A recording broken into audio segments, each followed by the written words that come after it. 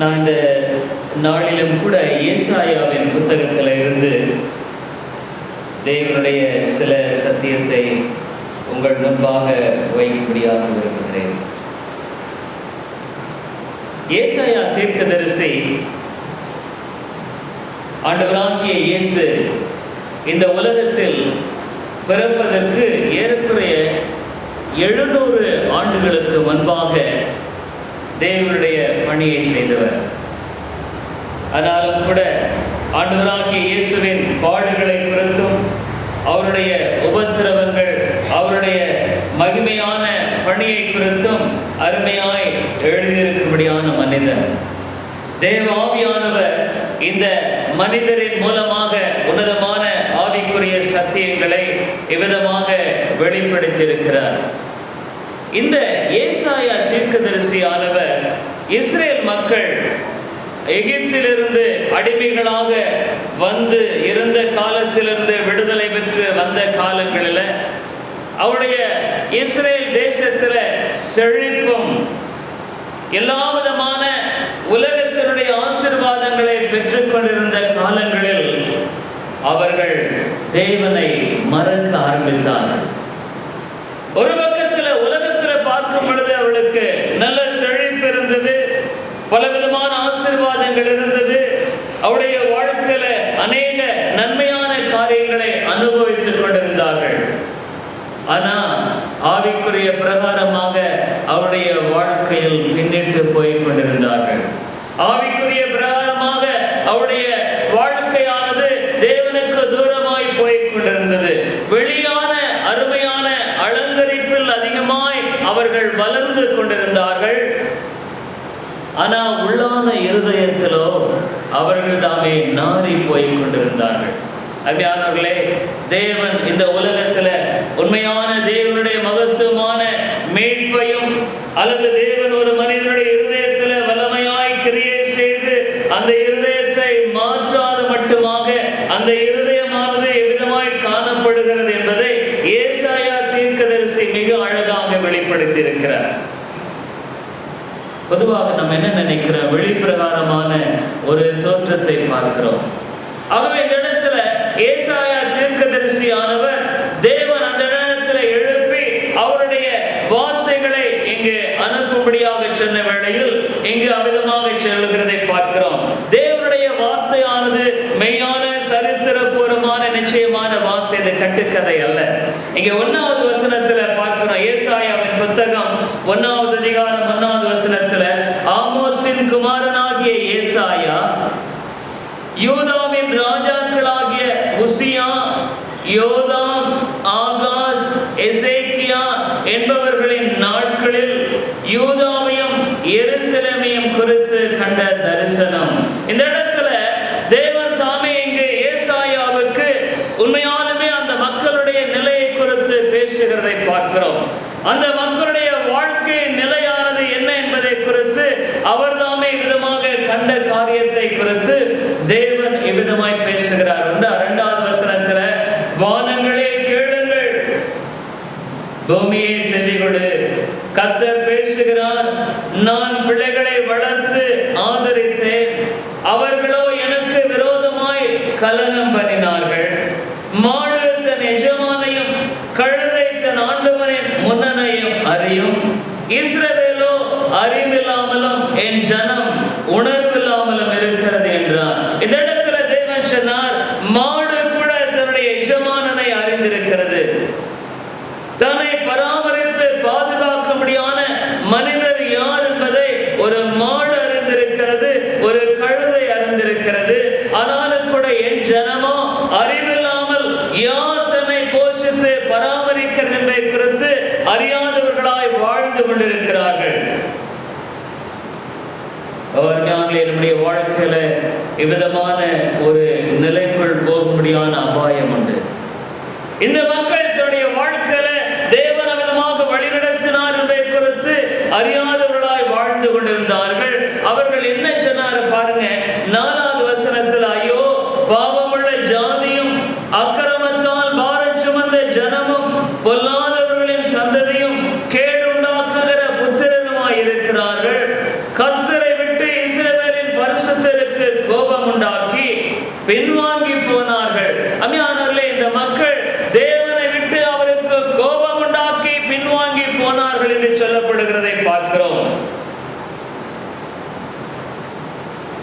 அப்பதான் தேவன் சொன்னார், இன்னும் நீங்களே நடிக்கப்பட வேண்டும்.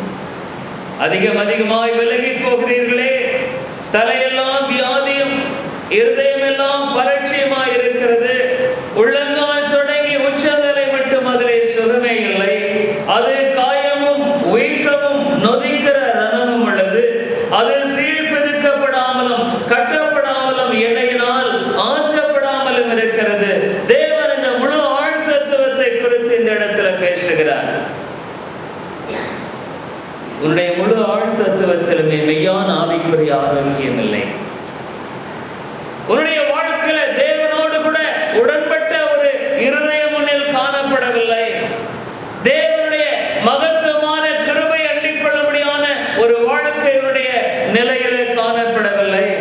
உன்னுடைய வாழ்க்கையில உன்னுடைய வலாவதமான உன்னுடைய பெருமை நீட்டுமை நிமித்தமாக நீ ஓடிக்கொண்டிருக்கிறாய். ஆனா வேதம் என்ன சொல்லுகிறது தெரியுங்களா? 9வது வசனத்துல, சேனைகளின் கர்த்தர் நமக்கு கொஞ்சம் மீதியை வைக்காதிருந்தாரானால் நாம் சோதோமை போலாகி கொமாராவுக்கு ஒத்திருப்போம். சோதோமின் அதிபதிகளே, கர்த்தருடைய வார்த்தையை கேளுங்கள். கொமாராவின் ஜனமே, நமது தேவனுடைய வேதத்துக்கு செவி கொடுங்கள்.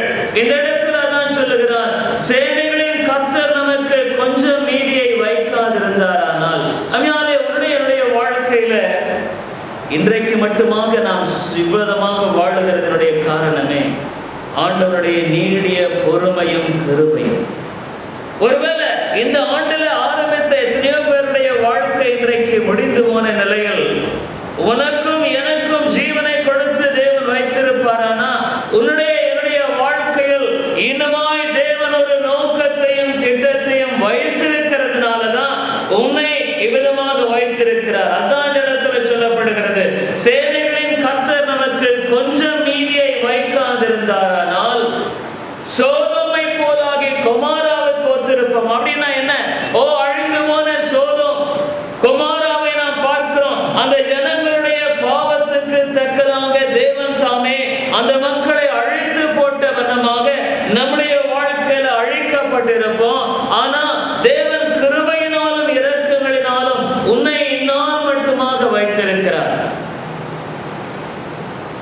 நம்ம அடிக்கடி பேப்பர்ல பார்க்கிறோம், மற்ற இடங்களில் பார்க்கிறோம், இந்த மனிதன் இறப்பார் என்று நான் எண்ணி பார்க்கவில்லை, இந்த மனிதனுடைய வாழ்க்கை விதமாய் முடியும் என்று நான் எண்ணி பார்க்கவில்லை. நேற்று தினத்துல ஒரு மனிதனோடு கூட நான் பேசிக் கொண்டிருந்தேன். பெரிய ஒரு பணக்கார மனிதன். அவர் இருக்கும் பொழுது அவருக்கு ஒரு பெரிய கார், சென்னைக்கு போனா அங்க ஒரு கார், இன்னொரு இடத்துக்கு போனா இன்னொரு கார், திடீர்னு பார்த்தா ஒரு புதிய காரை கொண்டு வந்து நிறுத்துவார். அவ்வளோ பெரிய ஒரு பணக்கார மனுஷன். ஆனா கொஞ்ச நாட்களில அவருடைய செருப்புக்கு பின்னு போட்டு தைச்சு போட ஆரம்பிச்சிட்டார். இவ்வளவு ஒரு பெரிய பணக்கார மனிதன் இவ்வளவு தூரம் தாழ்த்தப்பட வேண்டிய நிலைக்குள்ள போக முடியுமா என்பதை குறித்து நான் ஆச்சரியப்படுகிறேன் என்று சொன்னார். இவ்வளவாக இங்கே ஒரு கார், சென்னையில போனா ஒரு கார், அல்லது வாழ்க்கையில பல இடங்களில எல்லா விதமான வாழ்க்கையினுடைய வசதிகள் வாய்ப்புகளை பெற்றிருந்த இந்த மனுஷன் ஒரு செருப்பை தைக்க கூட முடியாதபடிக்கு பின்ன போட்டு தெருவில் நடந்து போகும்படியான மனிதன் நிலைக்கு மாற்றப்பட்டார். அஞ்ஞானங்களே, ஒன்றை தெரிந்து கொள்ளுங்கள், என்னுடைய வாழ்க்கையில தேவன் நான் நீடிய பொறுமையுள்ளவராக இருக்கிறார். 103வது சங்கீதத்துல அதைத்தான் நம்ம பார்க்கிறோம். சங்கீதக்காரன் தேவனுடைய கிருபையை நினைவு கூறும் பொழுது இவ்விதமாக அவர் சொல்லுகிறதை குறித்து நாம் பார்க்கிறோம். அவர் ஒன்னே அவருடைய கிருபை மகா பெரிதாக இருக்கிறபடியால், அவருடைய இரக்கம் மகா பெரிதாக இருக்கிறபடியால் இவ்விதமாக தேவன் செய்கிறவராக இருக்கிறார். 103வது சங்கீதம் 10வது வசனம், அவர் நம்முடைய பாவங்களுக்கு தக்கதாக நமக்கு செய்யவில்லை, நம்முடைய அக்கிரமங்களுக்கு தக்கதாக நமக்கு சரி கட்டவில்லை. வேதம் அதனால் சொல்லுகிறது, என்னுடைய பாவத்துக்கு தக்கதாக தேவன் சரி கட்டவில்லை, என்னுடைய பாவத்துக்கு தக்கதாக தேவன் தாமே நமக்கு ஈடு கட்டவில்லை. நீ உன்னுடைய வாழ்க்கையில உன்னை தாழ்த்துவதற்கு வேற காரியமே தேவையில்லை. உன்னுடைய ஆத்துமாவை தேவனுக்கு முன்பாக, ஆண்டவரே நீர் எனக்கு காண்பிக்கிற நன்மை மகா பெரிது என்று சொல்லுவதற்கு உன்னுடைய வாழ்க்கையில வேறொரு வசன ஆதாரம் தேவையில்லை. நான் அடிக்கடி நினைவு கூறும்படியான ஒரு காரியம், ஏன்னா என்னுடைய வாழ்க்கையில நான் எவ்வளவுதான் தேவனுடைய சத்தியத்தை கேட்டாலும் இன்னுமாக நான் நெருங்கி வர வேண்டிய அவசியத்தை பார்க்கிறேன். இன்னுமாக என்னுடைய வாழ்க்கையில தேவனுக்கு முழுமையாய் கீழ்ப்படிதலை பார்க்க முடியவில்லை. ஆனா என்னுடைய வாழ்க்கையில அவர் நீடிய பொறுமையுள்ளவராக இருக்கிறதுனாலதான் இன்னுமாக என்னை அல்லது அவருடைய வார்த்தையை கூட பிரசங்கிக்கிற ஒரு நிலைக்குள்ளாக வைத்திருக்கிறார். இல்லைன்னா நான் அழிக்கப்பட்டு போயிருக்க வேண்டும். அதைத்தான் ஏசாயா தீர்க்கதரிசி அந்த மக்களை பார்த்து விதமாக சொல்லுகிறார். அருமையான சகோதரனுடைய வாழ்க்கையில நீ ஏதோ வாழ இந்த நிலையில வாழுவதற்கு நான் தகுதியானவன் என்று எண்ணிக்கொள்ளாத. இந்த நிலையில வாழ முடியாத இந்த வசதிகள், இந்த வாய்ப்புகள், இந்த காரியங்கள் நான் பெற்றிருக்கும்படியாக எனக்கு எல்லா விதமான அந்தஸ்து தகுதி இருக்கு என்று எண்ணிக்கொள்ளாத. வேதம் சொல்லுகிறது தேவனின் பேர்ல நீடிய பொறுமையுள்ளவராக இருக்கிறது நிமித்தமாக இந்த இடத்துல ஏசாயா அதான் சொல்றார் 9வது வசனத்துல, சேனைகளின் கர்த்தர் நமக்கு கொஞ்சம் மீதியை வைக்காதிருந்தாரானால் உன்னுடைய வாழ்க்கையில சன நேரத்துல அவர் தாமே உன்னையும் என்னையும் அழித்து போடக்கூடும்.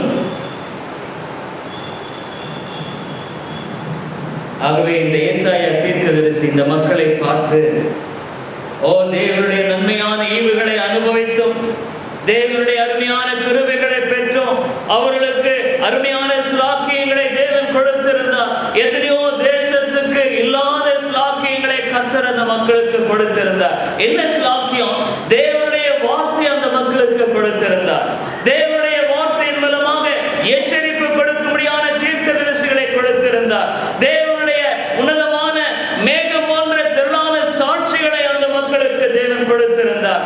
அந்த மக்களுடைய வாழ்க்கையில இந்த வேதத்தை கொடுத்திருந்தார். ஆனா இந்த மக்கள் இவைகள் எல்லாவற்றையும் என்ன பண்ணாங்க? புறக்கணித்தார்கள். அவங்க என்ன சொன்னாங்க? இல்ல, என்னுடைய வழி, நான் அறிந்து கொண்டிருக்கிற என்னுடைய அவிதமான ஆவிக்குரிய வாழ்க்கை போதும். ஆகவே இந்த மக்கள் என்ன தேவன் சொன்னாருங்க 10வது வசனத்துல, தேவனுடைய வேதத்துக்கு செவி கொடுங்கள். Give heed to the voice of God. Voice of the word of God. தேவனுடைய வார்த்தைக்கு செவி கொடு. இன்றைக்கு நீ உண்மையான தேவனுடைய கிருபையை பெற்றுக் கொள்ள வேண்டுமானால் நீ செய்யக்கூடிய மிகச்சிறந்த காரியம் தேவனுடைய வார்த்தைக்கு செவி கொடு. நீ உன்னை பத்தி என்ன நினைக்கிறங்கிறது முக்கியம் இல்லை, அல்லது மற்றவர்கள் உன்னை பத்தி என்ன சொல்றாங்கிறது முக்கியம் இல்லை. உன்னுடைய வாழ்க்கையில வேதம் உன்னை குறித்து என்ன சொல்லுகிறது? இந்த வேதம் உன்னுடைய வாழ்க்கையில எதிர்பார்க்கிறது என்ன? அதற்கு நீ செவி கொடு. அஞ்ஞான சோதனை ஒன்று சொல்றேன், உன்னுடைய வாழ்க்கையில உண்மையான தேவனுடைய சமாதானம் இல்லாததுக்கு காரணமே நீ வேதத்துக்கு செவி கொடுக்க மறுக்கிறாய். You deny to give to the voice of God. நீ என்ன சொல்ற? ஓ, என்னுடைய வழியில் நான் செல்லும்படியாக நான் அறிந்திருக்கிறேன், என்னுடைய ஞானம் எனக்கு பெரிது. அம்மையாளுடைய வாழ்க்கையில மெய்யான தேவனுடைய சமாதானம் இல்லை என்ற காரணமே வேதத்துக்கு செவி கொடாததுதான். இந்த இடத்துல தேவன் அமிதமாக இந்த மக்களை பார்த்து அழைக்கிறார். ஓ தேவன், இந்த மக்கள் என்ன? இந்த யூத மக்கள் ஒரு பாரம்பரியமாக வாழ்ந்த மக்கள். அவங்க வாழ்க்கையில சின்ன வயசுல இருந்தே அந்த காலத்தில் அவர்கள் பார்த்த பொழுது அங்கே யூத ஜெப ஆலயம் போன்ற காரியங்கள் அல்லது தேவனுடைய ஆலயமான காரியங்கள், பலி செலுத்துகிற காரியங்கள், பல காரியங்கள் இருந்தன. இந்த மக்கள் ஒரு பக்கமாக தேவனுடைய வார்த்தைக்கு செவி கொடுக்கவில்லை, இன்னொரு பக்கமாக அவர்கள் என்ன செய்தார்கள்? ஆலயத்தில் போய் தேவனை தொழுது கொள்ளுகிறார்கள். அந்த 11வது வசனத்தில் அவர் கேட்கிறாரு, உங்கள் பலிகளின் திரள் எனக்கு என்னத்துக்கு என்று கர்த்தர் சொல்லுகிறார். Why? ஆட்டுக்கடாக்களின் தகன பலிகளும் கொழுத்த மிருகங்களின் இனமும் எனக்கு அரோசியமாய் இருக்கிறது. காளைகள், ஆட்டுக்குட்டிகள், கடாக்களுடைய இரத்தத்தின் மேல் எனக்கு பிரியமில்லை. ஓ அருமையானவர்களே, இந்த பழைய ஏற்பாட்டில் தேவன் தாமே பிரமாணங்களை கொடுத்திருந்தார். என்ன பிரமாணம்? அங்கே நியாய பிரமாணத்தை கொடுத்திருந்தார். அந்த நியாயப்பிரமாணத்தில் 2 காரியம். ஒன்று மாரல் லா, அதாவது மனிதன் தன்னுடைய வாழ்க்கையில எப்பொழுதும் பின்பற்றும்படியான தேவனுடைய அந்த எதிர்பார்ப்பு, ஒழுங்கு, அவருடைய சட்டங்கள் மோசேயின் மூலமாக இந்த மக்களுக்கு கொடுக்கப்பட்டது. இன்னொரு காரியம் அந்த மக்களுக்கு கொடுக்கப்பட்டது என்ன? செரிமோனியல் லா, அதாவது பலி செலுத்தும்படியான காரியங்கள். ஆட்டு கடாக்கள், இவ்விதமான பல அங்கு ஆட்டுக்குட்டிகள், காளைகள் பலி செலுத்தும்படியான காரியங்கள். ஆனா ஆண்டவர் அந்த பலிகளினாலே பிரியப்பட்டு அந்த பலிகளை அவர்களிடத்தில் அவர் கேட்கவில்லை. எதற்காக இந்த பலிகளை ஆண்டவர் நியமித்திருக்கிறார்னா, மனிதனுடைய பாவத்துக்காக தன்னையே பலியாய் ஒப்புக் கொடுக்க போகிற மெய்யான தெய்வகுமாரனாகிய இயேசு கிறிஸ்து இந்த உலகத்துல வந்து தன்னுடைய மக்களின் பாவங்களை நீக்கும்படியாக வரப்போகிறார் என்பதை நினைவூட்டும்படியாகத்தான் இந்த பலிகள். இந்த பலிகள் ஏதோ கொண்டு போய் ஒரு ஆடையும் மாடையும் வெட்டுவதனால் அல்ல. இன்றைக்கு கூட பிரஜாதி ஆலயங்களில் இவ்விதமான காரியங்களை அதனுடைய பின்னணியை அறியாதபடிக்கு கோழிகளையும் மற்றவர்களையும் பலி செலுத்துகிறார்கள். ஆனா ஆண்டவர் எதிர்பார்த்தது வெறுமையான பலிகள் அல்ல. அந்த பலிகளின் பின்னால இருக்கும்படியான தேவனுடைய எதிர்பார்க்குதல், பலிகளின் பின்னால விசுவாசத்தோடு அந்த பலியை செலுத்தும்படியான காரியத்தின் நோக்கத்தை அறிந்து கொண்டு தேவனுக்கு அவர்கள் தங்களை ஒப்புக் கொடுப்பதையே இந்த இடத்தில் ஆண்டவர் எதிர்பார்த்தார். அது இல்லாதபடிக்கு உடைய வாழ்க்கையில பலிகள் பிரயோஜனம் இல்லைங்க. உடைய வாழ்க்கையில தேவனுடைய கிருபைக்கு ஒப்புக்கூடாதபடிக்கு, அவருடைய இரக்கத்துக்கு ஒப்புக்கூடாதபடிக்கு அவ்விதமான காரியங்கள் தேவையில்லை. ஆண்டவர் தான் சொன்னார் 12வது வசனத்துல, நீங்கள் என் சந்ததியில் வரும்போது என் பிரகாரங்களை எப்படி மிதிக்க வேண்டும் என்று உங்களிடத்தில் கேட்டது யார்? கர்த்தருடைய ஆலயத்தை குறித்த பயம், கர்த்தருடைய ஆலயத்தை குறித்த கனம், சபையை குறித்த வைராக்கியம், இது எல்லாம் தேவன் ஒரு மனிதனுடைய வாழ்க்கையில எதிர்பார்க்கிறது. தேவன் சொன்னார், நீ என் சன்னதியில வரும் பொழுது என்னுடைய பிரகாரங்களை இப்படி மிதிக்க வேண்டியதற்காக உன்னை கேட்டது யார்? ஓ, தேவனுக்குரிய பயபக்தி நமக்கு தேவைங்க. உன்னுடைய வாழ்க்கையில மனிதனுக்காக அல்ல, அல்லது ஒரு ஸ்தலத்துக்கு அல்ல, தேவனுக்குரிய பயபக்தியோடு நீ கர்த்தரை ஆராதிக்க இந்த இடத்துல வருகிறாயா, அல்லது ஏதோ வெறுமையாக வர வேண்டும் என்று வந்து கொண்டிருக்கிறாயா? நீ ஒருவேளை வெறுமையாய் வருவாயா, நான் வெறுமையாய் போவாய். ஆனால் கர்த்தாவே, என்னுடைய வாழ்க்கையில இன்னுமாக நீ கிருபை கூறும் என்று சொல்வாயா, நிச்சயமாக இந்த தேவனுடைய வாழ்க்கையில கிருபை கூர்ந்து செயல்படுகிறவராய் காணப்படுவார். தொடர்ந்து அவர் விதமாய் சொல்லுகிறதை பார்க்கிறோம். 13வது வசனத்துல, இனி வீண் காணிக்கைகளை கொண்டு வர வேண்டாம், தூபம் காட்டுதல் எனக்கு அருவருப்பாய் இருக்கிறது. நீங்கள் அக்கிரமத்தோடு ஆசரிக்கிற மாத பிறப்பையும் ஓய்வு நாளையும் சபை கூட்டத்தையும் நான் இனி சகிக்க மாட்டேன். ஆண்டவர் சொல்றார், ஓ ஓய்வு நாள். அருமையானவர்களே, தேவன் இன்னொன்னு என்ன சொல்றாருன்னா, உன்னுடைய ஜெபத்துக்கு நான் பதில் கொடுக்க மாட்டேன். நீ உன்னுடைய வாழ்க்கையில கதறி கூப்பிட்டாலும் நான் செவி கொடுக்க மாட்டேன். நீ ஒருவேளை என்னை நோக்கி உன்னுடைய ஆபத்தின் நேரத்துல மாத்திரமே நீ தேவனை நோக்கி அப்பா பிதாவே என்று நீ செவிப்பானால் உனக்கு நான் செவி கொடுக்க மாட்டேன். தேவன் அதான் சொல்றார் 15வது வசனத்துல, நீங்கள் உங்கள் கைகளை வெறுத்தாலும் என் கண்களை உங்களை விட்டு மறைக்கிறேன். நீங்கள் மிகுதியாய் ஜெபம் பண்ணினாலும் கேளேன், உங்கள் கைகள் இரத்தத்தினால் நிறைந்திருக்கிறது. அருமையானவர்களே, தேவனுடைய வார்த்தை ஒரு காலம் மாறாத நித்தியமான வார்த்தை. தேவன் விதமாய் சொல்லுகிறார், உன் கைகளை நீ வெறிக்கலாம், ஜெபிக்கலாம், நீண்ட விதங்களில் செய்யலாம், ஆனாலும் நான் செவி கொடுப்பதில்லை. ஆனா இந்த கிருபையின் தேவன், இரக்கங்களின் தேவன் நம்முடைய வாழ்க்கையில நம்முடைய சொந்த வழிகளினால அழிந்து போகாதபடிக்கு, நம்முடைய சொந்த மதியனத்தினால வீணாய் போகாதபடிக்கு, நம்முடைய வாழ்க்கையில நம்முடைய ஆத்மாவை குறித்து அக்கறையற்றலாய் வாழ்ந்து நித்தியமான நரக ஆக்கினை சுதந்திரித்துக் கொள்ளாதபடிக்கு அவர் இரக்கமுள்ளவராக இருக்கிறார். இன்றைக்கும் கிருபையுள்ளவராக இருக்கிறார். இந்த காலை வேளையில இந்த இடத்துல, இந்த ஆலயத்துல உன்னையும் கொண்டு வந்தவுடைய நோக்கம், உன்னுடைய ஆத்மாவில தேவன் கிருபையின் செயல்பாடை செயல்படி அவங்க அழைக்கிறார். ஒருவேளை உனக்கு உனக்கு அருகில் இருக்கிறல்ல, உன்னோடு கூட தான் கர்த்தர் பேசுகிறார். உன்னுடைய ஆத்துமாவை குறித்து நான் தேவன் பேசுகிறவராக இருக்கிறார். இது எனக்கு இல்லை நினைக்காத, தேவன் அதான் சொல்றார். அவர் என்ன சொல்லுகிறார்? விதமாக அவர் அழைக்கிறதை பார்க்கிறோம். அந்த 16வது வசனத்துல, உங்களை கழுவி சுத்திகரியுங்கள், உங்கள் கிரியைகளின் பொல்லாப்பை என் கண்களுக்கு மறைவாக அகற்றி விடுங்கள், தீமை செய்தலை விட்டு ஓயுங்கள். தேவன் சொல்றார், கம் ஃபார் எ டிட்டர்மினேஷன். உண்மையான ஒரு தேவனுடைய ஒப்புக்கொடுத்தலுக்கு வா. உங்களை கழுவி சுத்திகரியுங்கள். Cleanse your soul, cleanse your soul. உன்னுடைய ஆத்துமாவை கழுவி சுத்திகரி. அதனால இன்றைக்கு பல சபைகளின் போதனைகள், வாங்க பவுல வாங்க உட்கார். இன்றைக்கு பல சபைகளின் ஆத்துமா சபைகளில் காணப்படுகிற பெரிய காரியங்கள் என்ன தெரியுங்களா? இன்றைக்கு சபைகளில் சத்தியம் போதிக்கப்படுவதே இல்லை. இன்றைக்கு சபைகளில் உண்மையான தேவனுடைய ஆசீர்வாதத்துக்குரிய மெய்யான சத்தியமானது போதிக்கப்படுவதில்லை. இன்றைக்கு என்ன சொல்றாங்க? ஆண்டவருடைய அங்கு சத்தியத்தை போதிக்காதபடிக்கு வெறுமையான ஆசீர்வாதம் என்று சொல்லி அழைக்கிற திரளான கூட்டமும் திரளான போதகர்களும் மலிந்து கிடக்கிறார்கள். உன்னுடைய ஆத்துமாவை சுத்திகரிக்கும்படியாக அவர்கள் உண்மையான விதத்தில் போதிப்பதில்லை. மனம் திரும்புதலை போதிப்பதில்லை. மனம் திரும்புதலை போதிப்பதில்லை. உன்னை தெரிந்து கொள். நான் ஏற்கனவே சொன்ன காரியம்தான்.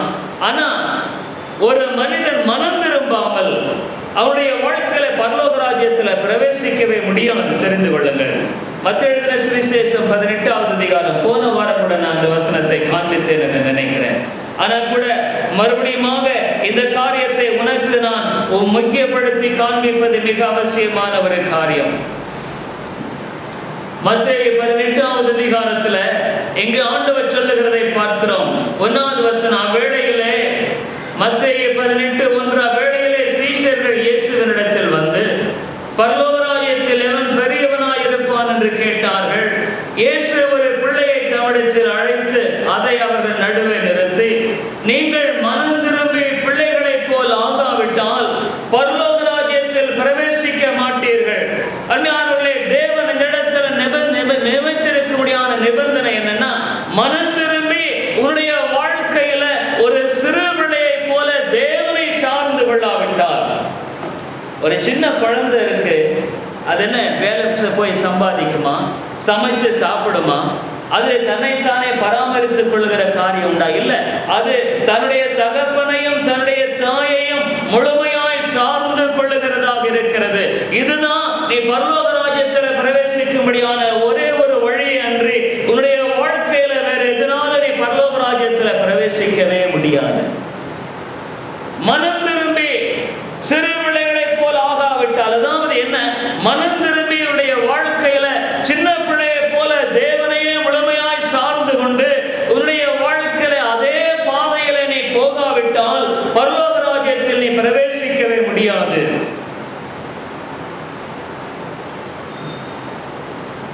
யோவான் எழுதின சுவிசேஷத்துல நிக்கோதேம் என்ற மனுஷனை பார்த்து ஆண்டவர் சொல்றார், அருமையானவர்களே, இந்த மனிதனை குறித்து நாம் எண்ணி பார்க்கிறோம். ஒரு பெரிய மத போதகன். இவருடைய போதனையை கேட்கிற மக்கள் திரளா இருந்திருப்பார். என்று கேட்டா, அவன் அந்தஸ்துல உயர்ந்தவன், மதத்துல அங்கு பெரிய ஒரு போதகன். எல்லா விதத்திலும் அவருடைய வாழ்க்கையில பார்ப்பீர்களானால் ஒரு உயர்ந்த நிலையில் வாழ்ந்து கொண்டிருந்த மனிதன். அநேகருக்கு சத்தியத்தை எடுத்து சொன்ன ஒரு பரிசேயன். அவ்விதமான ஒரு நபர் இவன் தாமே இங்கே இடத்துல ஆண்டவராகிய இயேசு கிறிஸ்துவை சந்திக்கும்படியாக வருகிறார். யோவான் 3வது அதிகாரத்துல யூதருக்குள்ளே அதிகாரியான நிக்கோதேம் எனப்பட்ட பரிசேயன் ஒருவன் இருந்தான். அவன் ஆண்டவராகிய இயேசுவினிடத்துல வந்து இவ்விதமாக அவன் பேசுகிறதை பார்க்கிறோம். 2வது வசனம், அவன் ராக்காலத்திலே இயேசுவினிடத்தில் வந்து, ரபி, தேவனிடத்திலிருந்து வந்த போதகர் என்று அறிந்திருக்கிறோம். ஏனெனில் ஒருவரும் தன்னுடனே தேவன் இராவிட்டால் நீர் செய்கிற இப்படிப்பட்ட அற்புதங்களை செய்ய மாட்டான். அவனுடைய வார்த்தை ரொம்ப அருமையாக இருந்தது. அவன் சொன்னான், ரபி, நீ தேவனிடத்திலிருந்து வந்த தேவ மனுஷன். இயேசுவை பார்த்தவன் சொன்னார், ரபி, நீ தேவனிடத்திலிருந்து வரலன்னா விதமான அற்புதங்களை நீ செய்திருக்க முடியாது, செய்ய மாட்டீர். ஆனா ஆண்டவராகிய இயேசு அவனிடத்தில் தெளிவாய் பேசினதை பார்க்கிறார். அவர் என்ன சொன்னார்னா, அவனுக்கு பிரதியுத்தரமாக, ஒருவன் மறுபடியும் பிறவாவிட்டால் தேவனுடைய ராஜ்யத்தை காண மாட்டான் என்று மெய்யாகவே மெய்யாகவே உனக்கு சொல்லுகிறேன். born again. ஒன்னு கேட்கிற, நீ மறுபடியும் பிறந்திருக்கிறையா? உன்னால சொல்ல முடியுமா? Can you say that? ஆண்டவர் சொல்றார், ஒருவன் மறுபடியும் பிறவாவிட்டால் தேவனுடைய ராஜ்யத்தை காண மாட்டான். மறுபடியும் பிறக்கிறதுனா என்னன்னா, மனம் திரும்புகிறது தான் மறுபடியும் பிறக்கிறது. மனம் திரும்பி நீ தொடர்ந்து மனம் திரும்பி வாழ்ந்து கொண்டே இருக்கிறது தான் வேதம் சொல்லுகிற காரியம். உன்னுடைய வாழ்க்கையில நீ மனம் திரும்பின உடனே எல்லாவற்றிலும் நீ சரியாகிறது இல்லை. ஆனா உன்னுடைய வாழ்க்கையில இது மட்டுமாக உன்னுடைய சொந்த வழிகளில போய் கொண்டிருந்த நீ ஆண்டவருடைய வழியில போக ஆரம்பிச்சிட்ட. கிறிஸ்தியான போல பல சமயங்களில் ஆண்டவர் பேசுறார், உன்னை கொஞ்சம் கொஞ்சமா உருவாக்குகிறார். உன்னில் இது சரியில்லை, அது சரியில்லை. உன்னுடைய வாழ்க்கையில காணப்படுகிற பொருளாசை, பெருமை, மேட்டுமை, இந்த உலகத்துல ஒரு மனிதனுடைய வாழ்க்கையில அவன் தேவனுக்கு பிரியமில்லாத காரியங்களை அவனுடைய வாழ்க்கையில விட்டு போய்கொண்டே இருக்கிறான். ஆனா அவனுடைய முழு விதமான ரட்சிப்புக்கு இயேசுவை சார்ந்து அவருடைய நீதியை பற்றி கொண்டு வாழுகிறவனாய் அவன் காணப்படுகிறான்.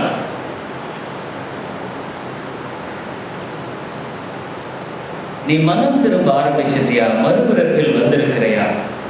இல்லைன்னா வேதம் சொல்லுது, நீ தேவனுடைய ராஜ்யத்தை காண மாட்டாய். ஒருவேளை நீங்க கேட்கலாம், இந்த யூத மனிதன் ஆலயத்துக்கு போனவன், அநேகருக்கு போதித்த போதகன், ஒரு நல்ல மனுஷன். அபியானுடைய வாழ்க்கையில நீ ஜாக்கிரதையா ஆவிக்குரிய காரியங்களை தேடு. இது ரொம்ப அவசியமான ஒரு காரியம். ஏசாயா அந்த இடத்துல அந்த மக்களை பார்த்து விதமாய் சொன்னார். ஏசாயா 1வது அதிகாரத்துல எவ்விதமாய் சொல்லுகிறதை பார்க்கிறோம். தேவன் என்ன சொல்றாருன்னு சொன்னா, உங்களை கழுவி சுத்திகரியுங்கள். 17வது வசனத்துல, நன்மை செய்ய படியுங்கள், நியாயத்தை தேடுங்கள், ஒடுக்கப்பட்டவனை ஆதரித்து திக்கற்ற பிள்ளையின் நியாயத்தையும் விதவையின் வழக்கையும் விசாரியுங்கள், வழக்காடுவோம் வாருங்கள் என்று கர்த்தர் சொல்லுகிறார். Come, let us reason together. நீ தேவனிடத்துல போய் அவனோடு கூட நீ உன்னுடைய வாழ்க்கையை குறித்து பேசும்படியாக தேவன் சொல்லுகிறார். வழக்காடுவோம் வாருங்கள். அம்மையாலே இன்றைக்கும் தேவன் ஒரு மனிதனை விதமாக அழைக்கிறவராக இருக்கிறார். உன்னுடைய வாழ்க்கையில ஒருவேளை நீ ஒருவேளை ஆண்டவரை முழுமையாக பின்பற்ற முடியலன்னு சொன்னா, அவரிடத்துல போய் நீ வழக்காடு. ஆண்டவரே, நான் உமக்காய் வாழ விரும்புகிறேன், ஆனா என்னால முடியல. உமக்கு ஏற்ற ஒரு பிள்ளையாய் நான் வாழ விரும்புகிறேன். என்னால நான் எவ்வளவு சீக்கிரமாக தீர்மானிக்கிறேன், அவ்வளவு சீக்கிரமாக அதை உடைத்து போடுகிறேன். உன்னுடைய உண்மையான நிலையை தேவனிடத்துல அங்கு சொல்லும்படியாக கர்த்தர் அழைக்கிறார். உன்னுடைய உண்மையான நிலையை எடுத்து சொல்லும்படியாக அழைக்கிறார். இந்த இஸ்ரேல் மக்களை பார்த்து இங்க ஏசாயா தான் சொல்றார், வழக்காடுவோம் வாருங்கள். ஏன்னா தேவனுடைய கரத்துல தீர்க்கப்படாத வழக்கு என்பதில்லை. ஆகவேதான் பின்னால பகுதியில் சொல்றார், உங்கள் பாவங்கள் சிவேர் என்றிருந்தாலும் உறைந்த மழை போல் வெண்மையாகும், அவைகள் இரத்தாம்பர சிவப்பாய் இருந்தாலும் பஞ்சை போலாகும். ஓ, நீ எவ்வளோ மோசமான மனிதனாய், மோசமான மனுஷியாய் எண்ணப்பட்டாலும் சரி, ஒரு விதத்துல ஒரு மனுஷனுக்கு தன்னுடைய வாழ்க்கையில தான் மோசமானவன் என்கிற அல்லது மோசமானவள் என்கிற ஸ்திரீக்கு நம்பிக்கை அதிகம். தன்னுடைய வாழ்க்கையில தன்னை குறித்து மேலாய் நினைத்துக் கொள்ளுகிற மனுஷனுக்கு தான் நம்பிக்கை இல்லை. என்ன கேட்டா, ஆண்டவராகிய இயேசு யாரிடத்துல செயல்படுகிறார்னு சொன்னா, அவர் விதமான மக்களிடத்துல செயல்படுகிறவராக இருக்கிறார். ஆண்டவராகிய இயேசு யாருக்கு வந்தார் தெரியுங்களா? மார்க் எழுதின சுவிசேஷம் 2வது அதிகாரத்துல, மார்க் எழுதின சுவிசேஷம் 2வது அதிகாரத்துல விதமாக நாம் பார்க்கிறோம். மார்க் 2வது அதிகாரத்துல 17வது வசனத்துல இவ்விதமான மக்களுக்கு அகத்தான் இயேசு கிறிஸ்து வந்தார். மார்க் 2வது அதிகாரம் 17வது வசனம் யாராவது வாசிக்கலாம்? 2:17. பிணியாளிகளுக்கு வைத்தியம் வைத்தியன் வேண்டியதை அல்லாமல் சுகமுள்ளவர்களுக்கு வேண்டியதில்லை, நீதிமான்களை அல்ல பாவிகளையே மனம் திரும்புவதற்கு அழைக்க வந்தேன். It is my commission to call upon the sinner. தன்னுடைய வாழ்க்கையில ஒரு பாவி என்று உணர்கிறவன், தன்னுடைய வாழ்க்கையில இன்னுமாய் தேவனுக்கு நான் நெருக்கமா வரவில்லை என்று உணர்கிறவன், இன்னுமாய் ஆண்டவருடைய சத்தியத்தின் வெளிச்சத்துல நான் நடக்காதபடிக்கு வாழ்ந்து கொண்டிருக்கிறேன் என்று இதனுடைய இருதயத்துல நொந்து போன மனுஷனோடு வாழுகிறவன், அவனுக்காகத்தான் இயேசு வந்தார். It's not for all.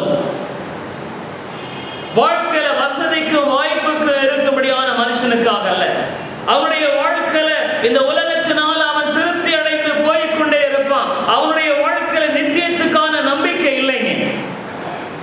சங்கீதம் 17 அதைத்தான் பார்க்கிறோம். பணக்காரனை பார்த்து ஏமாந்து போகாத. அவனுடைய வாழ்க்கையில அவனுடைய முடிவு பயங்கரமானது. தேவன் அந்த மக்களை இவ்விதமாக வைத்திருக்கிறார். சங்கீதம் 17 அவர்களை குறித்து பார்க்கும் பொழுது அவ்விதமாக அவருடைய வாழ்க்கைக்கு அவ்வளவுதான். அவர்களை இந்த உலகத்துல தேவன் எவ்விதமாக வைத்திருக்கிறார் பாருங்க. சங்கீதம் 17:14 மனுஷருடைய கைக்கும் இம்மையில் தங்கள் பங்கை, 679வது பக்கம், இம்மையில் தங்கள் பங்கை பெற்றிருக்கிற உலக மக்களின் கைக்கும் உம்முடைய கரத்தினால் என்னை தப்புவையும். அவர்கள் வயிற்றை எமது திரவியத்தினால் நிரப்புகிறேன். அவர்கள் புத்திர பாக்கியத்தினால் திருப்தி அடைந்து தங்களுக்கு மீதியான பொருளை தங்கள் குழந்தைகளுக்கு வைக்கிறார்கள். இவங்க வயிற்ற திரவியத்தினால் தேவன் நிரப்புகிறார். நீ உடைய வாழ்க்கையில பெற்றிருக்கிற எல்லா பணமும் சௌக்கியமும் உன்னுடைய ஆத்துமாவை சரிபடுத்த முடியாத தேவனை தேடாதபடிக்கு தடையா இருக்குமானா உண்மையா சொல்றேன், அது உனக்கு ஒரு சாபமே. ஒருவேளை நீ நித்தியத்துல போய் கதறுவ, ஆண்டவரே இந்த பணமெல்லாம் இல்லாதபடிக்கு நான் வாழ்ந்திருந்தேனா, ஒருவேளை தேவனை நான் தேடி இருக்கலாமே. இந்த மக்களுடைய நிலையை பாருங்க. இம்மையில் தங்கள் பங்கை பெற்றிருக்கிற உலக மக்கள், அவங்களுக்கு இந்த உலகத்தோடு கூட சரி, நித்தியமாய் அவர்கள் பாடுகள், உபத்திரவங்கள், வேதனைகள், ஐயோ அந்த ஆத்மா வேதனை பயங்கரமானது. அவர்களைப் போல நீ ஒரு மனுஷியாய் போயிடாத. ஏதோ இந்த உலகத்துல உனக்கு தேவைக்கு அதிகமான பணம், உனக்கு தேவைக்கு அதிகமான சில செல்வங்கள், உனக்கு தேவைக்கானா உன்னுடைய வாழ்க்கையில அதுவே உன்னுடைய இருதயம் இருந்து நித்தியமான தேவனை முழுமையாய் பற்றி கொள்ளலன்னா உன்னுடைய வாழ்க்கையில அதனால என்ன பிரயோஜனம்? லூக்கா 16வது அதிகாரத்துல இந்த மனிதனை பார்க்கிறோம். லூக்கா 16வது அதிகாரத்துல இந்த மனிதனை குறித்து சிந்திங்க. இது ஒரு ஓமையாக சொல்லவில்லை. ஓமை என்று சொல்லும் பொழுது ஆண்டவராகிய இயேசு பெயரை குறிப்பிட்டு சொல்லும் பொழுது ஓமையை சொல்லுகிறவர் அல்ல. நடந்த நிகழ்ச்சிகளை குறித்து அவர் பேசுகிறவராக இருக்கிறார். லூக்கா எழுதின சுவிசேஷம் 16வது அதிகாரத்துல இங்கு இந்த ஐஸ்வர்யவானை குறித்து நாம் வாசிக்கிறோம். லூக்கா 16வது அதிகாரத்துல 19 ஐஸ்வர்யமுள்ள ஒரு மனுஷர் இருந்தான். அவர் ரத்தாம்பரமும் வெளியேறப்பட்ட வஸ்திரமும் தரித்து அனுதினமும் சம்பரமாய் வாழ்ந்து கொண்டிருந்தான். லாசர் என்னும் பெயர் கொண்ட ஒரு தரித்திரன் இருந்தான். அவன் பருக்கள் நிறைந்தவனாய் அந்த ஐஸ்வர்யனுடைய வாசல் அருகே கிடந்தான் என்று பார்க்கிறோம்.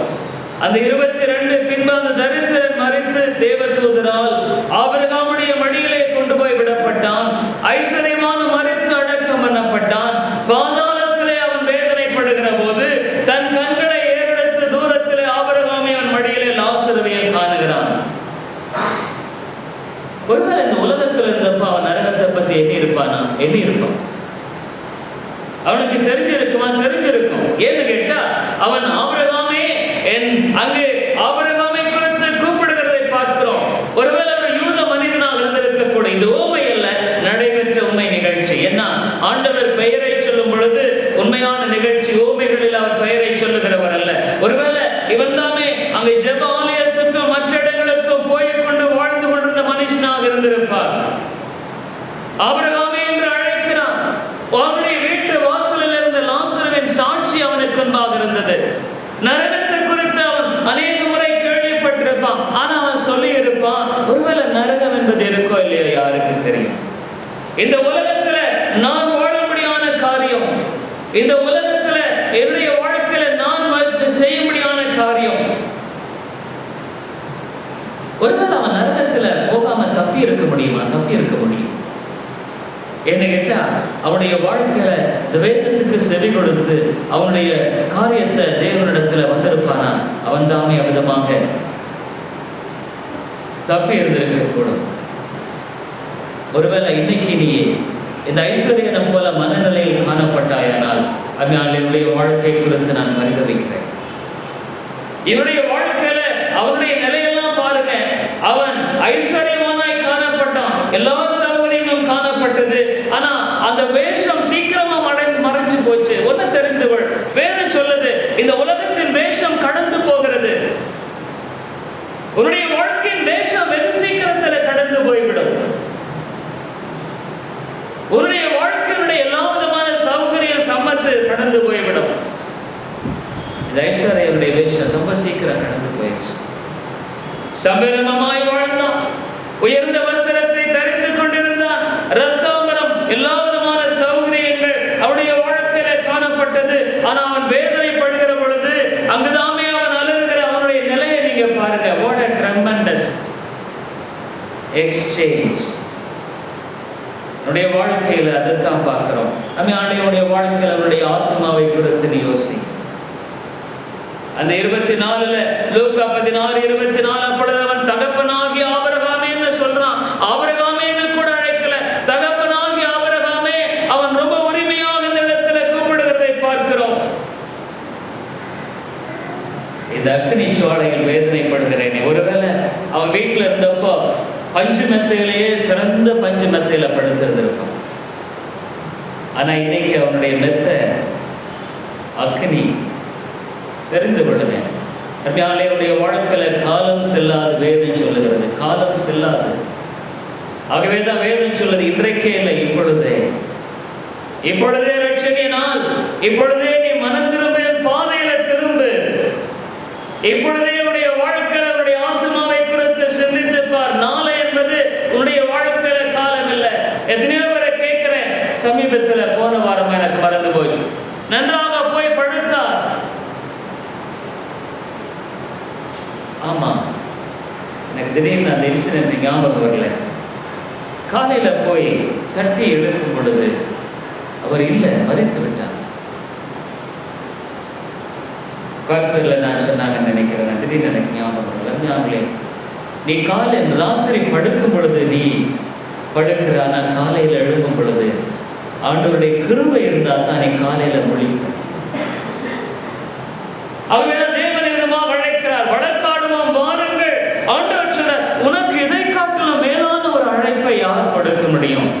பாவிகளை தான் மனம் திரும்பதற்கு அழைக்க வந்தேன். உன்னுடைய வாழ்க்கை செப்பனிடுவதற்காக நான் வந்தேன். அதான் ஆண்டவர் சொல்றார். ஏசாயா அந்த பகுதியை நான் பார்த்து முடிக்கும்படியாக விரும்புகிறேன். ஏசாயாவின் புத்தகம் 1வது அதிகாரத்துல தேவன் விதமாய் சொல்லுகிறார், ஓ அஞ்ஞானர்களே, இந்த உலகத்தின் நீதிபதியே. நேற்று மெடிக்கல் மேகசைன் ஒன்று எடுத்து பார்த்தேன். அங்கே இன்னைக்கு டாக்டர்ஸ் நிறைய பேர் இப்போ கோர்ட்டுக்கெல்லாம் எடுக்கப்படுகிறார்கள். கொஞ்சம் ஏமாந்த ஹாஸ்பிட்டலில் வந்து அடி போட்டுடுறாங்க. ஆகவே டாக்டர்ஸ் என்ன பண்ணுறாங்க, தன்னுடைய இதுக்காக தே ஃபைட், தன்னுடைய பாதுகாப்புக்காக. அப்போ நேற்று நான் திடீர்னு ஒரு மேகசைன் எடுத்து எனக்கு வந்தது ரொம்ப இந்த மாதத்தை எடுத்து பார்த்தா, judges are not bosses but they are the servants அப்படின்ட்டு ஒரு ஆர்டிக்கிளை போட்டு வச்சுருக்காங்க. காரணம் என்னென்னா, அவங்களுக்கு ஒரு பயம். ஜட்ஜஸ் நிறைய சமயங்களில் அமிதமாக செயல்படுகிறவர்களும் உண்டு. இன்றைக்கு நிறைய லஞ்சம் அது இதுன்னு விளையாடுகிறதை பார்க்கிறோம். இந்த உலக பிரகாரமான நீதிபதிகள் அவ்வளவுதான். நீ கிட்டி சேர முடியாது. ஒருவேளை ஒரு கோர்ட்ல நீ பிடிபட்டாயானா, ஒருவேளை அந்த ஜட்ஜை பார்த்து நான் ஏதாவது பேச முடியுமா? அவருக்கு தெரிந்தவர் யாராவது உண்டா? அவர் மூலமாக ஏதாவது எனக்கு கொஞ்சம் சலுகை கிடைக்குமா? ஆனா இவர் அப்படி இல்லை, நீதியான நியாயாதிபதி. ஓ அருமையானவர்களே, இவர் நியாயம் செய்கிறவர். நீ இன்னைக்கு தேவனை புறக்கணிச்சிட்டனா வேதம் சொல்லுது, நீ எதிர அளக்கிறையோ அதுபடிதான் உனக்கு அவர் அளந்து போடுவார். நீ இன்னைக்கு தேவனுக்காக நீ அற்பமா அளந்து போட்டு கொண்டிருக்கிறாய். அவருடைய ஆலயத்தின் காரியத்தை அலட்சியப்படுத்துற, அவருடைய வார்த்தையை புறக்கணிக்கிற, தேவ பயமில்லாத வாழ்ந்து கொண்டிருக்கிற,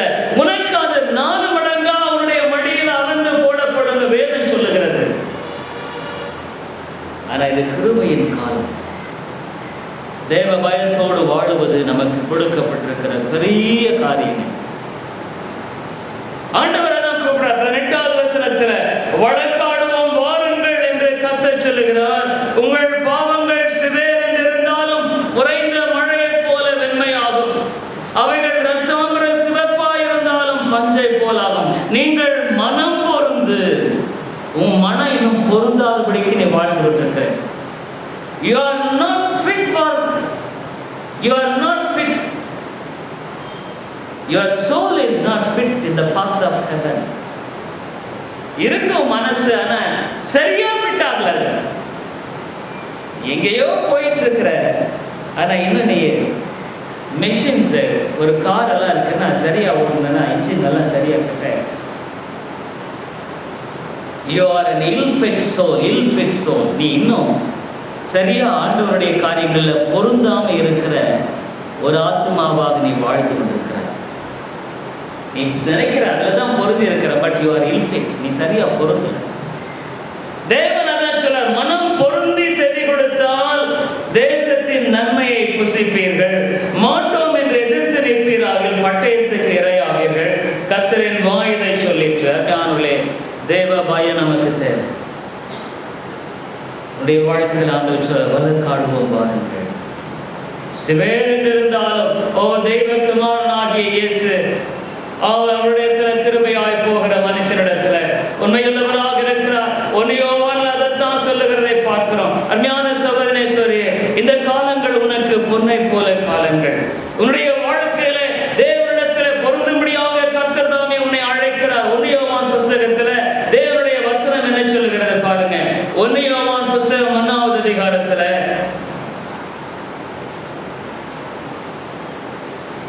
7வது வசனம், அவர் ஒளியில் இருக்கிறது போல நாமும் ஒளியிலே நடந்தால் ஒருவரோடொருவர் ஐக்கியப்பட்டிருப்போம். அவருடைய குமாரனாகிய இயேசு கிறிஸ்துவின் இரத்தம் சகல பாவங்களை நீக்கி நம்மை சுத்திகரிக்கும். Cleanseth all our sins. 8ல நமக்கு பாவம் இல்லை என்போமானால் நம்மை நாமே வஞ்சிக்கிறவர்களாய் இருப்போம், சத்தியம் நமக்கு வராது. நம்முடைய பாவங்களை நாம் அறிக்கையிட்டால் பாவங்களை நமக்கு மன்னித்து எல்லா நியாயத்தையும் நீக்கி நம்மை சுத்திகரிப்பதற்கு அதான் சொல்றார், உங்களுடைய சுத்திகரியுங்கள், அவர் உண்மையும் நீதியும் உள்ளவராயிருக்க. அருமையான சகோதரனே, இந்த கிருபையின் தேவனை போல வேறு தேவனை நீ பார்க்க முடியாது. இன்னைக்கும் நீயும் நானும் வாழுகிறது அவருடைய இரக்கங்கள். உன்னுடைய பாவங்களுக்கு தக்கதாக தண்டி உன்னுடைய வாழ்க்கையில எம்மட்டுமாக உன்னை வழிநடத்தி வந்தவர் அவர். உன்னுடைய வாழ்க்கையில் எம்மட்டுமாக நன்மைகளை கொடுத்தவர் அவர். எம்மட்டுமாக உனக்கு சுகபலனை கொடுத்தவர் அவர். எம்மட்டுமாக உன்னுடைய வாழ்க்கையில ஜீவனை கொடுத்தவர் அவர். இப்ப அவர் கேட்கிறார், என்னை பின்பற்றி வா. இந்த உலகத்துல நான் முடிந்தும் உனக்கு நித்தியமான மோட்ச ராஜ்யத்தை கொடுக்கிறேன். நித்தியமான மோட்ச ராஜ்யத்தில் என்னோடு வாழுகிற ஐக்கியத்தை கொடுக்கிறேன். நித்தியமான காரியத்தை கொடுக்கிறேன். என்னுடைய வாழ்க்கையில என்ன சொல்றேன்? உங்களில் அநேகர் சொல்றேன், உன்னுடைய வாழ்க்கையில தேவனுக்கு செவி கொடுப்பதை தவிர உன்னுடைய வாழ்க்கையில தெரிந்து கொள்ளக்கூடிய மிகச்சிறந்த வழி இல்லை. மனம் பொருந்து, உன்னுடைய மனதை பொறுத்து சரியா நீ தேவனுக்கு விரோதமாய் உன்னுடைய வாழ்க்கையில அவரை அலட்சியப்படுத்தி ஓடிக்கொண்டிருக்கிறத விட்டு, ஆண்டவரே நீர் எனக்கு இறங்கும், என்னுடைய மனதை பொறுத்தும் ஆண்டவரே. என்னுடைய ஆண்டவர் சொன்னார், அது எவ்வளவாக இருந்தாலும் சரி, சிவேர் என்றாலும் பஞ்சை போல வெண்மையாகும். இவ்வளவு தூரம் பரந்த ஒரு அழைப்பை பெற்றும் நீ உன்னுடைய வாழ்க்கையில உன்னுடைய சொந்த வழியிலும் சொந்த வாழ்க்கையிலும் சொந்த முறைமையிலும் நீ மேட்டுமையாய் ஆண்டவருடைய கிருபைக்கு உட்படாதபடிக்கு நீ தொடர்ந்து வாழுவாயானா உன்னை போல உன் ஆத்மாவை அழித்துக் கொள்ள முடியாத வேற யாரும் இல்லை. உன்னை அழிக்க வேற யாரும் இல்லை. உன்னுடைய சொந்த பாவமே உன்னை அழித்து விடும். சொந்த ஆத்மை பாவமே அதான் வேதம் சொல்லுகிறது. ஒவ்வொருடைய வாழ்க்கையில இதுவே தேவனுடைய கிருபை. மனுஷனை பார்த்தேமான இம்மைக்குரிய ஆசீர்வாதங்கள் உனக்கு நிற்காது. ஆனா தேவனுடைய வார்த்தை பொய் இல்லை. எத்தனையோ பரிசுத்தவான்கள் தன்னுடைய மரண வேளையில அவங்க சொல்லியிருக்காங்க, என்னுடைய வாழ்க்கையில பிரகாசமான வெளிச்சத்தை காண்கிறேன். என்னுடைய வாழ்க்கையில அவருடைய முடிவு நேரங்களில் அவர்கள் கம்பீரமாய் பாடுகிறார்கள். வேதம் சொல்லுது, மரண பயத்தில் என்ற எபிரேயர்ல நமக்கு நேரம் முடிஞ்சிருச்சு.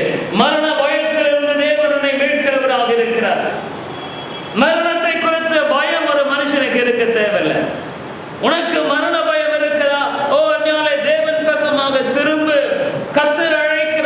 வருத்தப்பட்டு பாரம் சுமக்கிறவர்களே, நீங்கள் என்னிடத்தில் வாருங்கள். உன்னுடைய வாழ்க்கை எவ்வளவு மோசமா இருந்தாலும் சரி, அவருடைய கரத்துல ஒப்புக்கொடு. நீ செய்ய வேண்டியதன், ஆண்டவரே, பாவியாக என் மேல் கிருபையாயும்.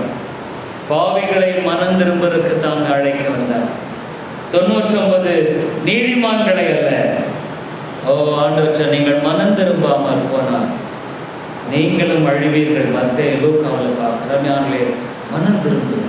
உன்னுடைய மனதை பொறுத்து தேவன் பக்கம். அவர் கேட்கிறதெல்லாம் நீங்க காணிக்க அது இல்லை. உன்னுடைய இருதயத்தை சரியாய் பொறுத்து, உன்னுடைய பாரம்பரியம், உன்னுடைய பக்தி, உன்னுடைய ஜெபம், உன்னுடைய வேத அறிவு, இது எல்லாம் எனக்கு தேவையில்லை. அவைகள் வீண் காணிக்கைகளை கொண்டு வர வேண்டாம். உன்னுடைய மனதை பொறுத்து தேவன் அதைத்தான் கேட்கிறார். மனம் பொருந்தினால் பிழைப்பீர்கள். ஓ சிலுவை என்ற போய் சொல்லு. ஒருவேளை ஆண்டவரே எனக்கு இது தெரியல, நான் எப்படி மனம் பொருந்துறது தெரியல. நான் சில சமயங்களில் ஆண்டவர்கிட்ட சொல்றேன், ஆண்டவரே இது எப்படி செய்யறதுன்னு எனக்கு தெரியல, எப்படி நான் இந்த காரியத்தை உன்னிடத்துல சொல்றதுன்னு எனக்கு தெரியல. ஓ சாஷ்டாங்கமாய் அவரிடத்துல விடு. உன்னுடைய எல்லா காரியங்களும் அவரிடத்துல சொல்லு. உன்னுடைய எல்லா காரியங்களும் அவரிடத்துல இருதயத்தை தர. நீ அநேக சமயங்களில் தேவனிடத்துல போற, உன்னுடைய இருதயத்தை மூடிக்கொண்டே போய் அதை பத்திரப்படுத்தி மூடிக்கொண்டு வருகிறார். தேவன் சொல்றார், உன் இருதயத்தை தர. நீனும் சீழ் பிதுக்கப்படாமலும் ரணத்தோடு வாழுகிற வாழ்க்கை ஏன்? உன்னுடைய வாழ்க்கையில ஏன் உன்னுடைய உள்ளான விடுதலை இல்லை? நீ ஒருவேளை ஆவிக்குரிய வாழ்க்கையில அருமையான தோற்றம் கொண்டு இருக்கிற, ஆனா உன்னுடைய வீட்டுல நீ ஒரு ஆவிக்குரிய மனுஷியாய் வாழல. மற்றவர்களுக்கு முன்பாக நீ ஒரு ஆவிக்குரிய விடுதலை மனுஷியாய் வாழல. அநேக சமயங்களில் நீ ஒரு கிறிஸ்தவன் என்று சொல்லுகிறார், ஆனா ஏன் நீ விதமாய் வாழுகிறாய் என்ற கேள்வி உனக்கு எழுப்பப்படுகிறது. ஐயோ, இப்படி என்னை பத்தி சொல்லியிருக்காங்க, என்னுடைய ஆண்டவருக்கு மகிமையில்லாத ஒரு வாழ்க்கை நான் வாழுவதை விட அவரிடத்துல நான் ஒப்புக் கொடுப்பது சிறந்ததுன்னு சொன்னா நம்பிக்கை இருக்கு. அவருடைய சிலுவையின் வல்லமை இன்றைக்கும் அற்று போகல. அவருடைய சிலுவையின் ஒரு சிலுந்தின ரத்தம், அதனுடைய வல்லமை ஒற்று அற்று போகவில்லை. அருமையானவர்களே, அவருடைய கிருபை, வேதம் சொல்லுது, கிருபையை, மாயையை பற்றி கொண்டு கிருபையை போக்கடித்தார். மாயையை பற்றி கொள்ளாத. நீ பார்க்கிறதெல்லாம் இன்னைக்கு மாயை. நேற்று நீ அனுபவித்த சுகம் உனக்கு இல்லை. இது மாயை, மாயையான ஒரு வாழ்க்கை. இதை பிடித்துக் கொண்டு கிருபையை நீ போக்கடிச்சிடாத. தேவன் நமக்கு இறங்குவாராங்க. ஜெபிப்போம். கிருபையில நல்ல ஆண்டவரே, நாங்கள் நன்றியோடு போய் துதிக்கிறோம். தேவாவியானவர் தாமே இந்த காலங்களில் எங்களுடைய ஆத்துமாவை உண்மையாய் உணர உதவி செய்யும். நாங்கள் ஆண்டவரே மாயை பற்றி கொண்டு மாயையாய் மறைந்து விடாதபடிக்கு உதவி செய்யும். மாயை பற்றி கொள்ளுகிற மக்கள் மாயையாய் இந்த உலகத்தில் மறைந்து விடுவார்கள். ஆனால் நித்திய ஜீவனை பற்றி கொண்டிருக்கிற ஒரு ஆத்மா நித்தியமாய் வாழுகிற ஆத்மாவாய் காணப்படும். இனி காலம் செல்லாது. இனி எவ்வளவு காலம் எனக்கு நியமிக்கப்பட்டிருக்கிறது தெரியல. ஆனால் ஆண்டவரே, நீர் அழைக்கிறேன், வழக்காடுவோம் வாருங்கள் என்று அழைக்கிறேன். உங்கள் பாவங்கள் சிவேர் என்றிருந்தாலும் பஞ்சை போல வெண்மையாகும் என்று நீர் அழைக்கிறேன். ஓ தேவனே, இந்த காலங்களில் இருதயங்களை திருப்பிக் கொள்ளும். இயேசுவே, அந்த ஆயக்காரனை போல பாவியாகிய என் மேல் கிருபையாயிரும். ஆண்டவரே, நான் பாவியாக இருக்கிறதுனால நீர் என்னை புறக்கணிக்கிறவர்களே. பாவியாக இருப்பதே, பாவி என்று நான் உணர்வதே கிறிஸ்துவனிடத்தில் வருவதற்கு ஏற்ற தகுதியாக இருக்கிறது. ஒருவேளை நான் நல்லவன் என்று சொல்வேன், ஆனால் ஆண்டவர் நீ வருவதற்கு தகுதி இல்லை என்று சொல்லிவிடுவார். நான் நீதிமான் என்று சொல்வேன், ஆனால் உனக்கு இந்த இடத்துல இடமில்லை என்று சொல்லிவிடுவார். ஆண்டவரே, நான் தாமே மிக ஒரு நேர்த்தியான மனிதன் என்று சொல்லப்படுவேன், ஆனால் எனக்கு அந்த இடத்துல பங்குமில்லை, பாத்திரமும் இல்லை. ஆனாலும் பாவியாக என் மேல் கிருபையாயிரும் என்று சொன்ன அந்த ஆயக்காரனை போல அவனை சொன்ன ஆண்டவரே, அந்த உள்ளான இருதயத்தின் வேதனையோடு வருத்தத்தோடு, ஐயோ என்னுடைய வாழ்க்கையில நான் ஆண்டவருக்கு பிரியமாய் வாழாதபடிக்கு எத்தனை காரியங்கள் என்னில் இருக்கின்றன, ஆண்டவருக்கு ஒப்புப்படாதபடிக்கு இன்னுமாய் நான் வாழ்ந்து கொண்டிருக்கிறேனே, என்னை மன்னிக்கும் என்று சொல்ல முடியாத உதவி செய்யும். என்னுடைய வாழ்க்கையில அனுதினமும் ஒவ்வொரு வேளையும் நான் மனம் திரும்பி வாழுகிற ஒரு மனுஷனாய் வாழ உதவி செய்யும். ஆவியானவரே, இந்த இடத்துல இருக்கிற ஒருவரும் ஐயோ அந்த ஐஸ்வர்யனை போல கண்களை திறந்து ஐயோ வேதனைப்படுகிறேனே என்று சொல்லுகிற ஒரு நிலைக்குள்ளாய் போக விட்டு விடாது. ஐயோ, அன்றைக்கு ஆண்டவருடைய ஆலயத்துல எச்சரிப்பின் செய்தியை கேட்டேன், அதை அலட்சியப்படுத்தினேன், அதை புறக்கணித்தேன், அது எனக்கு தேவையில்லை என்று நான் எனக்குள்ளாய் சொல்லிக் கொண்டேன். ஆனால் இன்றைக்கு நான் விதமாய் வேதனைப்படுகிறேனே. உங்களுக்கும் எண்ணங்களுக்கும் கடந்து வரக்கூடாதபடிக்கு பெரிய பிளவு இருக்கிறது என்று ஆபிரகாம் சொல்லுகிறதை பார்க்கிறோம். ஓ தேவனே, மனம் திரும்ப கூடாத பயங்கரமான அக்னி கடலிலே தள்ளப்படுகிற ஆத்ம பயங்கரத்துக்கு ஒருவரும் இரையாகி விடாதபடிக்கு உதவி செய்யும். இயேசுவின் நாமத்தில் ஜெபிக்கிறோம் நல்ல பிதாவே, ஆமென்.